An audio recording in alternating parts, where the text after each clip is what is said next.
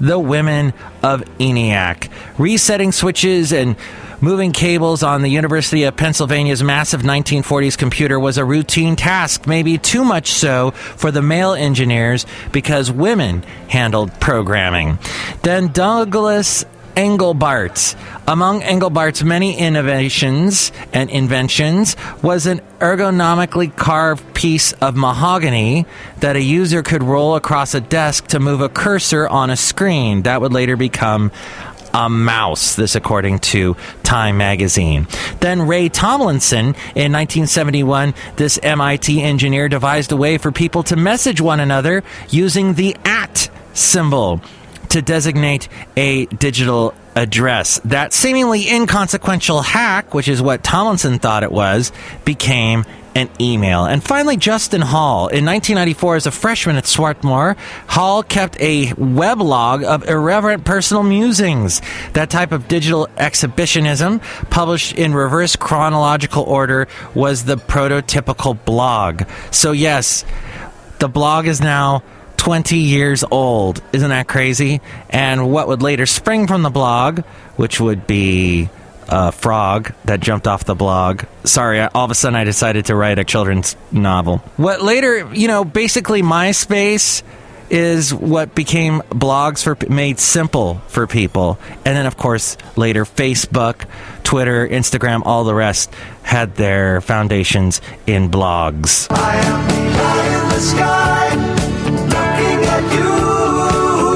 I can read your mind. While there's eyes in the skies everywhere, aviation regulators aren't ready, and society hasn't figured out yet how it feels about skies full of tiny robots. But the era of homemade drones is upon us. Today, you can buy all the ingredients to make your own drone at an online electronics retailer for $300. Or you can buy one from the big three ready-to-fly consumer drone makers, China's DJI, France's Parrot, and the US's 3D Robotics.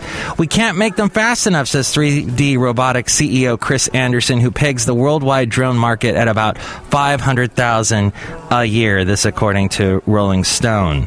Uses for the DIY drones range from benign, like flying bottles of beer from a beach house to the beach, to creepy. A paparazzi used a drone to shoot Tina Turner's wedding recently. Soon, each of us could be using drones to watch our kids walk home from school, patrol our backyards for intruders, or even fight back against the drones that will surely be spying on us. According to Eric Maloney, head of the production at Drone Dudes, which does drone-based camera work for film and TV, putting cheap, law-abiding drones in the hands of the masses is going to be world-changing. Up from the depths, 30 stories high, breathing fire, his head in the sky. Godzilla, and Godzuki. Don't forget Godzuki.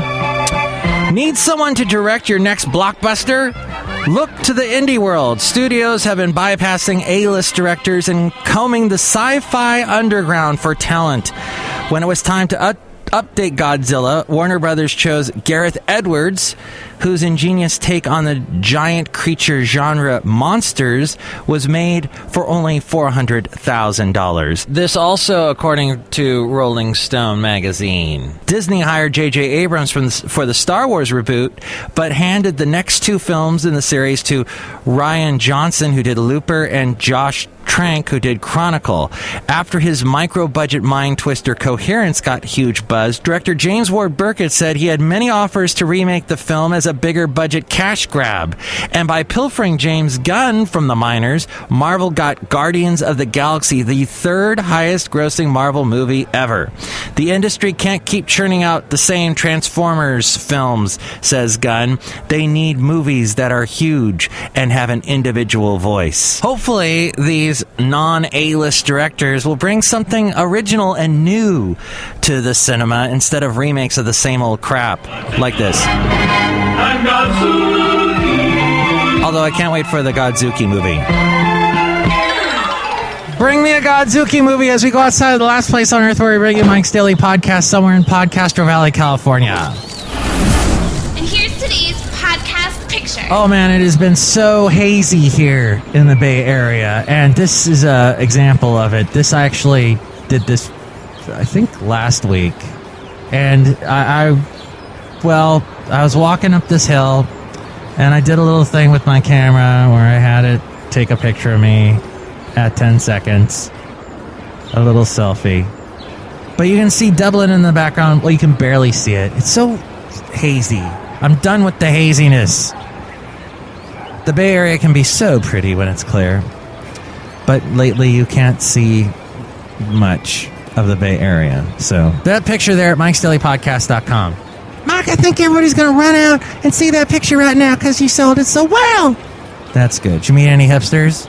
Yeah, Mike, I did, and I had a great time. We discussed politics and food and hairstyles and music and footwear and dogs and air. You talked about air? Yeah, it's really hazy. It is.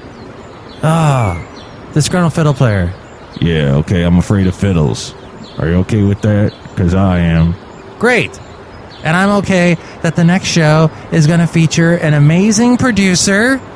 He's done a lot of, like, techno music, but he's a fascinating creator of stuff.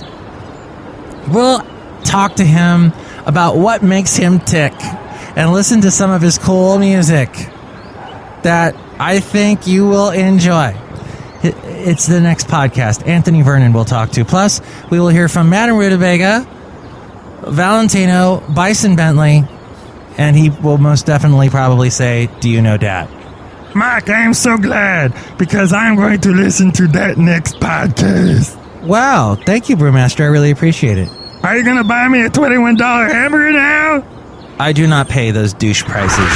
Mike's Daily Podcast is written and produced and performed by Mike Matthews. His podcast is super easy to find. Download or listen to his show and read his blog at MIKEs-DAILY-PODCAST.com. Email Mike now at MIKEs-DAILY-PODCAST@gmail.com. See you tomorrow. Bye!